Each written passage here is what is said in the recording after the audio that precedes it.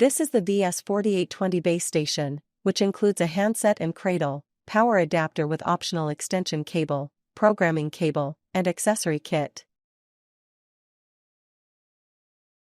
Turn the VS4820 over and place the handset cradle in position. Use the 2 screws from the accessory kit to secure the cradle. Apply the rubber grips from the accessory kit to prevent sliding. Connect the handset cable into the handset jack. With the base station turned over, place the handset in position on the cradle.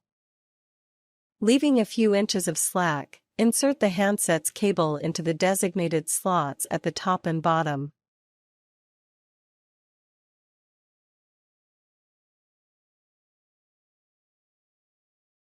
From the accessory kit, screw on the pre-assembled antenna into the RF-in connector. Combine the remaining components of the accessory kit.